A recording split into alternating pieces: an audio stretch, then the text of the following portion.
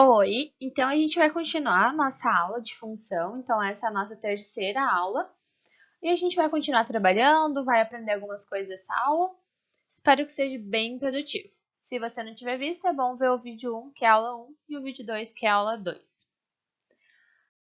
Então tá, então nessa aula a gente vai falar um pouquinho sobre o domínio de uma função, como determinar esse domínio, como analisar ele a partir de um gráfico, a gente vai aprender também o estudo do sinal de uma função, e um pouquinho sobre os coeficientes angular e linear de uma função.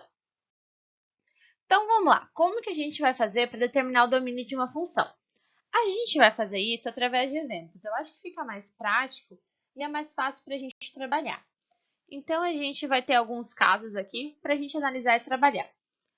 Então, no exemplo 1, a gente quer determinar o domínio dessa função aqui. A gente já aprendeu o que é domínio, né? O que é imagem, então agora a gente vai aprender a determinar isso.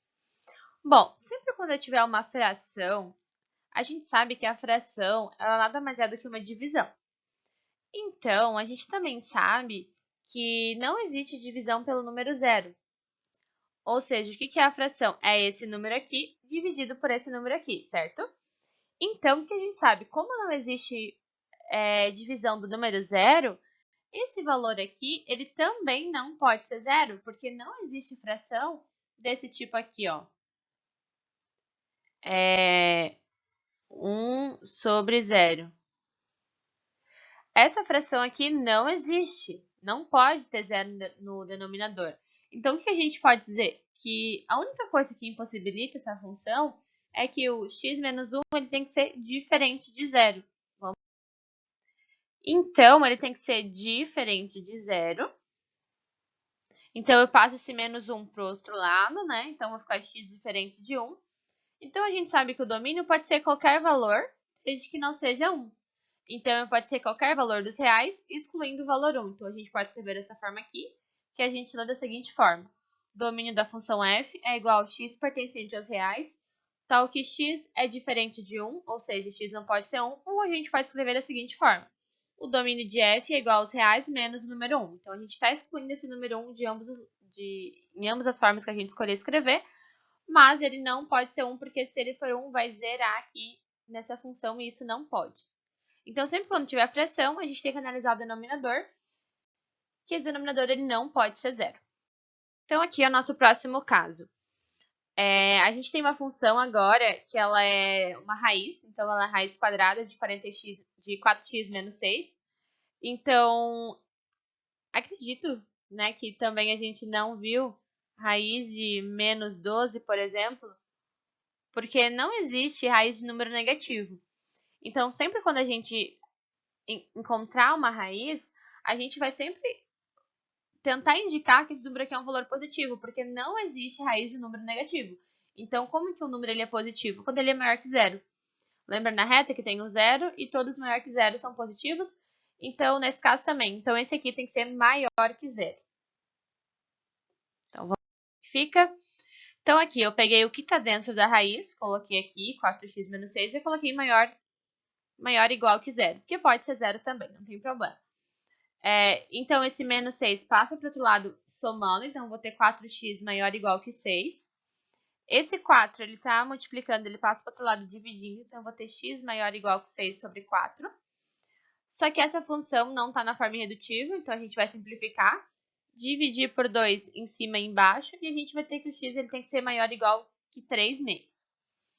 Então, como que a gente vai determinar o domínio dessa função? O domínio da função f é igual a x pertencente aos reais, tal que x seja maior ou igual que 3 meios.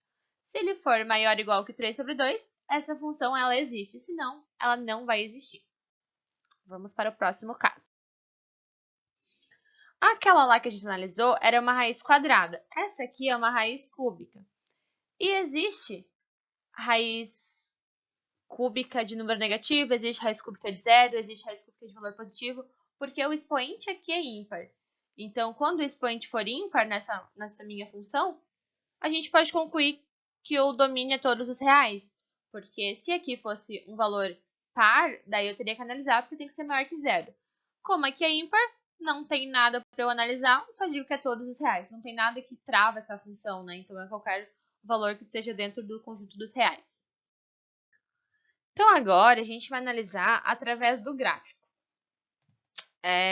Então, a gente já viu, né, que uma função ela pode ser representada, então, da forma matemática, que é, por exemplo, f de x igual a x mais 1, e ela também pode ser representada por um gráfico. A partir do gráfico, a gente consegue determinar o seu domínio. Então, o eixo y, que é o eixo das ordenadas, ele sempre vai ser a imagem da nossa função, e o eixo x, que é o eixo da abscissa, sempre vai ser o nosso domínio. Então, quando a gente analisar um gráfico e quiser determinar o domínio dessa função através do gráfico, a gente sempre vai olhar para essa reta aqui, sempre para a reta que está deitada, que é a reta do eixo x. Aonde tiver pontos, então é o nosso domínio. Vamos analisar com um exemplo agora para ficar mais fácil. Então, vamos analisar nesse exemplo. A gente tem uma função, a gente tem aqui o pontinho 2, que ele se liga com 5, e a gente tem o 4, que ele se liga com 1. Então, qual que é essa função? O x, essa função não tem nenhum valor aqui que tenha função, ó. Não tem nenhum valor aqui antes do 2, por exemplo, que se ligue que vai transformar na função, e nem depois do 4. Mas qualquer valor que eu pegar aqui dentro vai ter um valorzinho de f. Então, esse aqui é o domínio da função, é onde existe a função. Então, o domínio dessa função é para, como tá a bolinha fechada aqui, então elas estão dentro do intervalo. Se aqui fosse bolinha aberta, não poderia ser maior ou igual, seria só maior. Então, o x ele é maior do que 2, porque ele está aqui, e ele é menor do que 4. Então, quer dizer que ele está nesse intervalo aqui. Então, eu posso escrever de duas formas. Domínio de f é o x pertencente a reais, tal que o x seja maior que 2 e menor do que 4. Pode ser maior ou igual, porque as bolinhas estão fechadas, lembrando de intervalo, né? Ou a gente pode colocar também entre colchetes para dentro, porque é fechado, intervalo fechado, do 2 e do 4. Então, a gente consegue analisar dessa seguinte forma. Agora, vamos analisar, né, como que a gente... Nesse caso, a gente vai ter o domínio a partir do gráfico e também a partir do que a gente já estava trabalhando lá no começo, sem o gráfico. Então, a gente tem aqui uma função, que ela é uma função quadrática, né? Ela tem raiz quadrada. E ela é a seguinte, então f de x é igual a raiz de 2x menos 4. Então, é uma raiz quadrática. Então, aqui, quando não tem nada, o expoente é 2. E ela tem que ser maior que zero. A gente já aprendeu que não pode ser um valor negativo. Então, a gente vai ter aqui 2x menos 4 maior ou igual a zero. 2x maior ou igual a 4. Esse 4 estava negativo, veio para cá positivo. Esse 2 está multiplicando, passa para cá dividindo. Então, x maior ou igual a 4 sobre 2. E 4 sobre 2 a gente sabe que é 2. A gente pode dividir por 2 em cima e por 2 embaixo. Vai ficar 2 sobre 1, que é 2. Então, através das minhas contas matemáticas, eu já consegui ver que o domínio dos reais é qualquer valor de x, desde que seja maior do que 2. Mas a gente vai analisar o gráfico dessa função. Analisando esse gráfico aqui do lado, a gente tem, então, o eixo das ordenadas, que é o eixo y, e o eixo das abscissas, que é o eixo x. Então, a partir do 2, tá vendo que para cá não tem nada de função?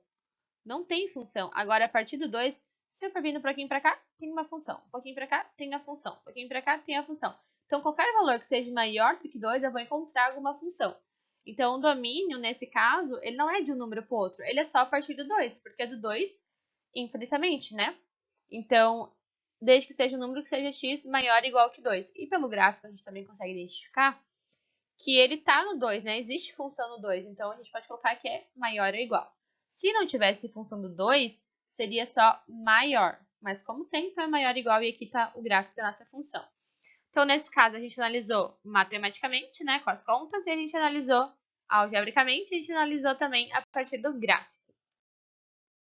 Agora, que a gente já sabe determinar o domínio de uma função, a gente vai aprender a estudar o sinal dessa função. Quando essa função é positiva, quando essa função é negativa. Então, quando a gente estudar o sinal de uma função, a gente vai conseguir determinar quando a função assume os valores onde y é negativo, nulo ou positivo, para qualquer valor de x. Então, a gente tem esse gráfico aqui, essa função multiloca. A gente tem os pontos, então, 2 e 3, que são pontos importantes para a gente, é onde corta o eixo x. Nesses pontos aqui, né, o y é 0, porque é onde corta o eixo x, então são pontos importantes na nossa função. E vamos analisar. Se entre o x maior do que 3, então daqui para cá em diante, e o x menor do que 2, então daqui para cá em diante, eu vou ter valores positivos na minha função. Quem que é o valor positivo? É o y. Então, se eu pegar um valorzinho aqui, eu tenho y positivo. Se eu pegar um valorzinho aqui, eu tenho y positivo. Se eu pegar um aqui, eu tenho y positivo. Então, qualquer valor que esteja aqui vai ser positivo. E qualquer valor que esteja depois do 3 também vai ser positivo. Então, vou pegar um valorzinho aqui e encontrei a função. Vou pegar um valorzinho aqui e encontrei a função.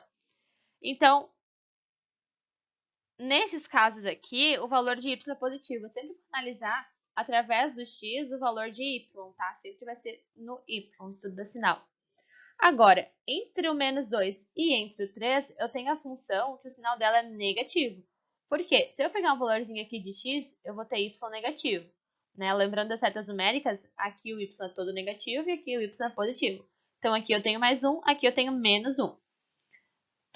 Então, vamos só colocar aqui que é os valores negativos e aqui os valores positivos.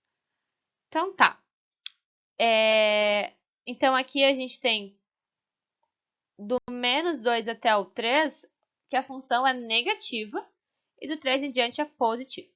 Então, a gente já indicou onde ela é positiva, já indicamos onde o y é negativo, e onde, eu falei já que era nulo, né? Mas onde corta o eixo x, que é no 2 e no 3, a gente tem que o y é igual a 0, porque aqui não tem nenhum valor de y. Né? Ele está só passando pelo eixo das abscissas. Agora, a gente vai usar um pouquinho uma função, o coeficiente angular e o coeficiente linear de uma função. Aqui a gente vai aprender um pouquinho na forma geral, mas depois quando a gente aprender tipos de funções, né? Função afim, função constante, função quadrática, a gente vai ver melhor, novamente, isso, mas só um geralzão mesmo do que é o coeficiente angular e o coeficiente linear. Eu coloquei um exemplo de uma função aqui, que é a função f de x igual a x mais b. E a gente tem que o a e b eles são números reais, então eles são números menos 1, 2, 3, são números reais, qualquer número. E o número, né, que na verdade o a, que ele está aqui junto com o x, ele é a nossa inclinação da reta. Então, ele é um dado bem importante, que ele é quanto a nossa reta vai se inclinar no gráfico. E o b, ele é o termo independente, que eu vou sempre descobrir quando y é igual a 0. Então, o a é meu coeficiente angular. Lembre, porque ele está sempre ligado com a inclinação da reta. Então, quando a gente fala de inclinação da reta, a gente vai lembrar que vai possuir um ângulo. Então, é o coeficiente angular. E o b é o coeficiente linear, que ele é também chamado como termo independente, porque ele não depende de x, ele é só ele. E ele é encontrado quando y é igual a 0. Agora a gente vai ver um exemplo para ficar mais fácil. Então, nesse caso aqui, a gente vai ver a partir de um exemplo, que é mais fácil, né, para a gente identificar quem é o coeficiente angular e quem é o coeficiente linear. Então, aqui a gente tem, por exemplo, a função f de x, que ela é 3x menos 1. Então, quem que está acompanhado do x? É o 3, então ele é meu coeficiente... Não deu certo essa setinha aqui. Mas ele é meu coeficiente angular. E quem que está sozinho é o menos 1, que é o meu b, que é o meu termo independente, que é o coeficiente linear. Nesse próximo exemplo, tenho f de x igual a raiz quadrada de 24x mais 12. E nesse caso, quem que está acompanhado do x? Então, eu olho para o x e vejo quem que está com ele. Então, quem que está com ele?